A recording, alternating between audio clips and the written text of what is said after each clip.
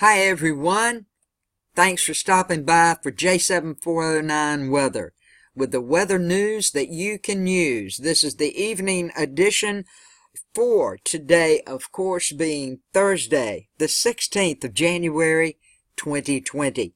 If you haven't subscribed and you're into the weather and weather-related information, please do so. Click that bell, check off all to ensure you get all the latest in weather news, forecast, watches, warnings, and any severe type of weather that may be heading your way.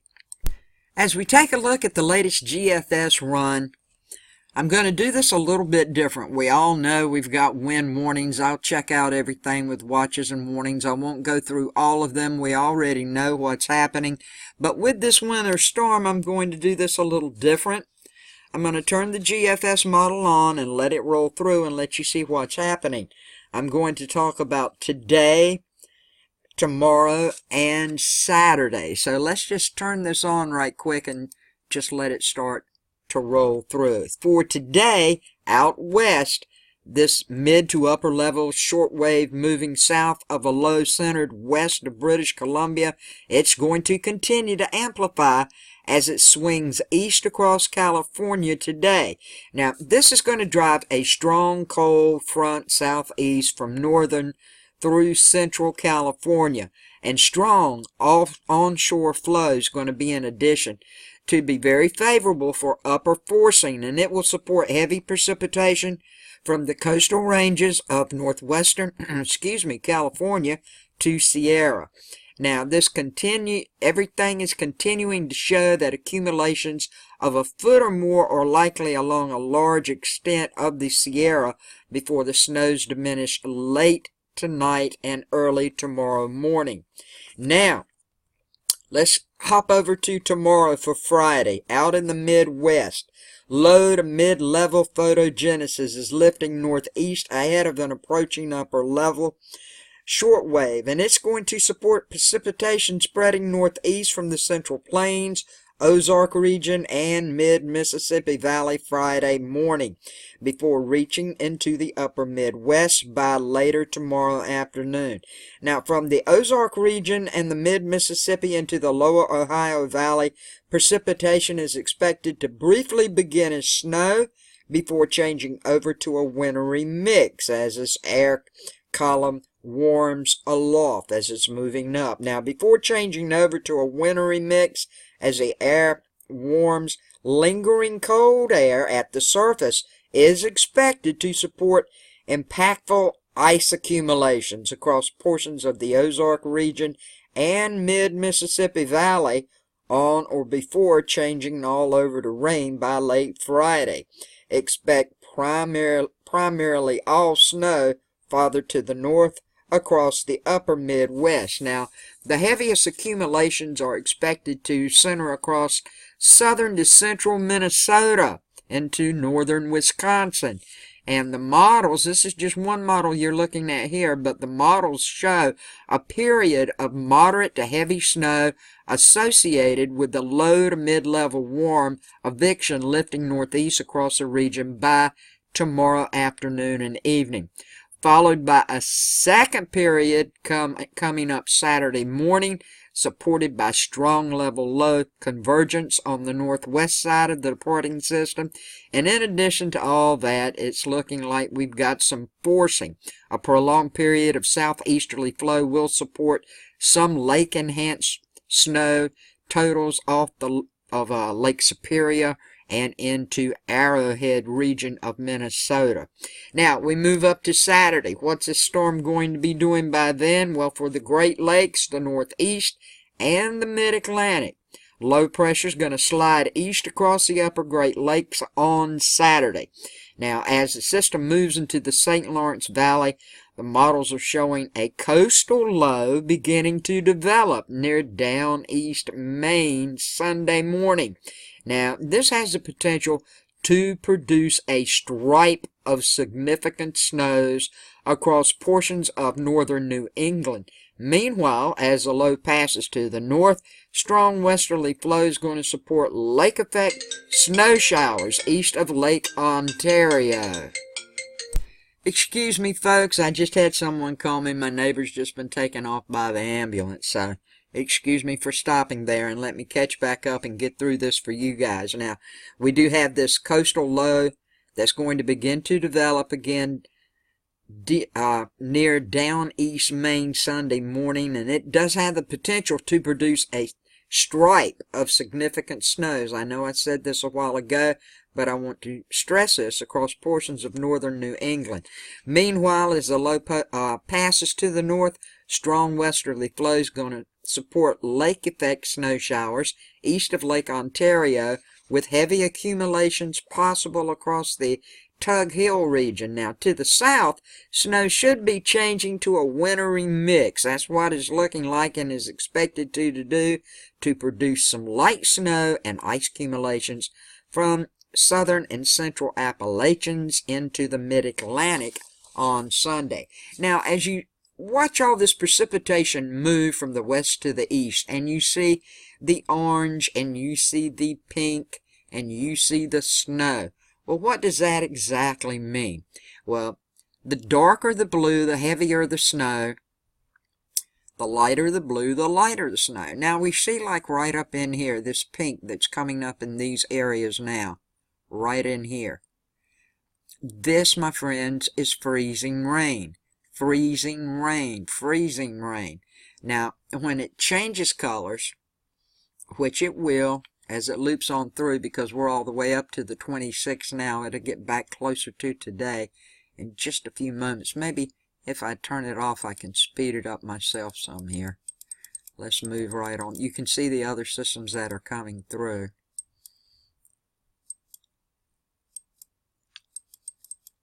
Well, let me see what's going on. Let's just run it back like this, because I want to point this out to you guys so you'll understand. See this purple? When it starts to get purple, and over here in California, that's sleet. That is nothing but pure sleet, the purple. I just wanted to point that out to you.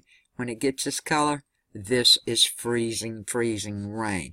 Now, you've heard me talk like 2 weeks ago about the really cold temperatures coming. Well, this is cold right now, especially for our folks up north. And it's going to move on down through this weekend, and everyone over here is going to feel the bite of the cold coming in too. But that is nothing compared to what I've told you was coming up in about 2 weeks. So let's go check that out. Now, this is Fahrenheit. This is not wind chill, okay? I'm just going to turn it on and let it roll through. Folks in Florida, get right. Get right, because the cold is coming to you. I'm going to turn it on and let it run through right quick. Now, it's looking like the 19th through the 23rd, next week, the eastern half of the U.S. is going to be near to below normal temperatures all early next week, behind this existing northeast system with the greatest anomalies for some of our friends that we've already talked about up north, seeing minus 20, minus 30, below zero, even colder in some places. Well, it's looking like northern plains, upper Midwest by Sunday and Monday, with the eastern U.S. cold front expected. It's going to push south of Florida. Even the Sunshine State is going to see high temperatures only in the 60s, some places in the low 70s at best, all the way to the Keys. Now, the high temperature anomalies are going to be 10 to 20 degrees Fahrenheit below normal. It should ease up after the following Tuesday. Okay? But you can see right in here. Let's stop this a moment. Let me run it through. You can see how the cold is coming down. This is the 20th with the timestamp up here. In the Panhandle, 48, 50s.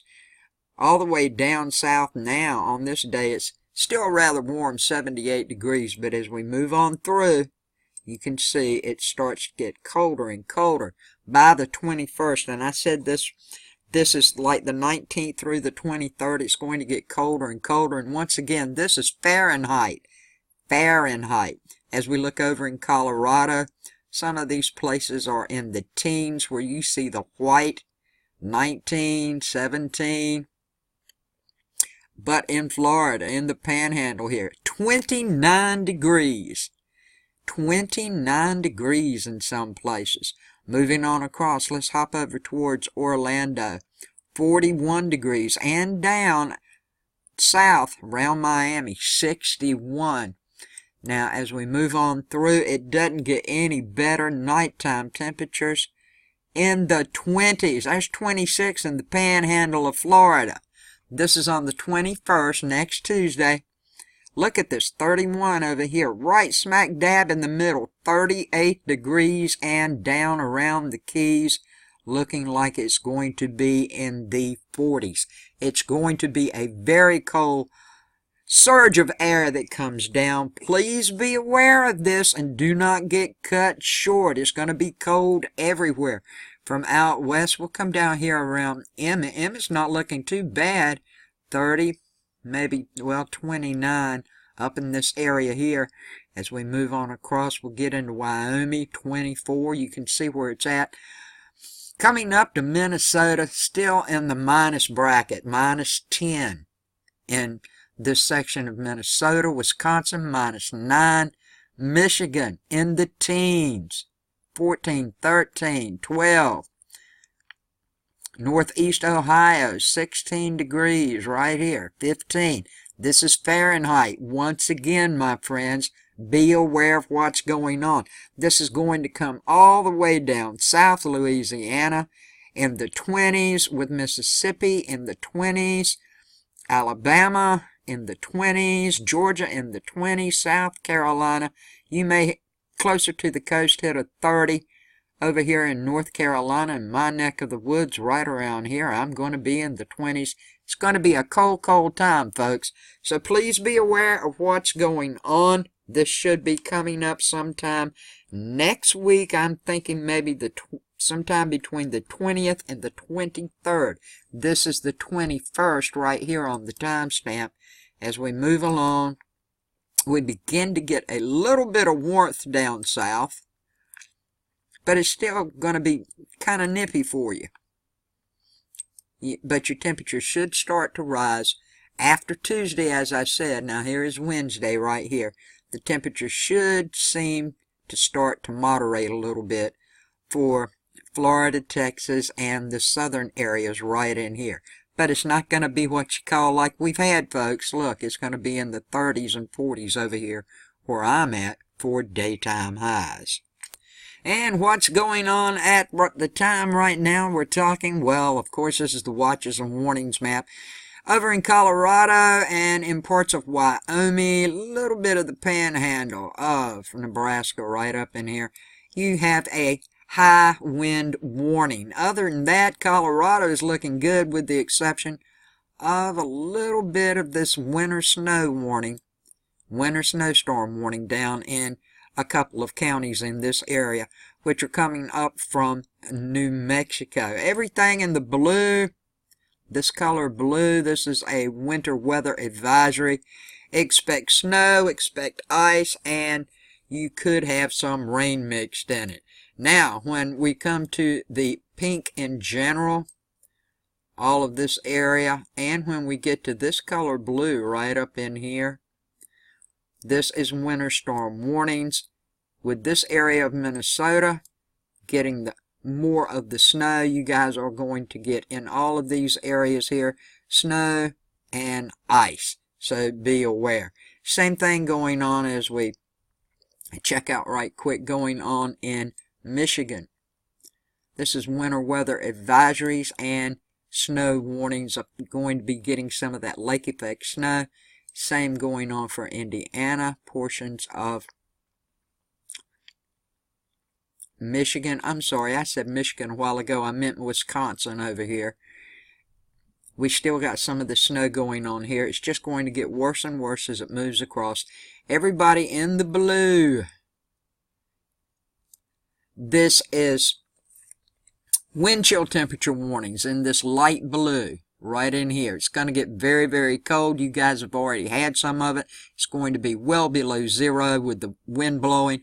Please be prepared and stay safe. My goodness gracious. And we have all these high wind advisories from the Appalachians of North Carolina moving up through Virginia, a little bit of West Virginia, Maryland, New Jersey, Long Island, New York, Massachusetts, right in here in parts of Pennsylvania. And the snow, of course, for the next 24 hours is going to be going on in parts of New Hampshire, Vermont, and Maine with winter storm warnings and winter weather advisories. And that's a check of your weather.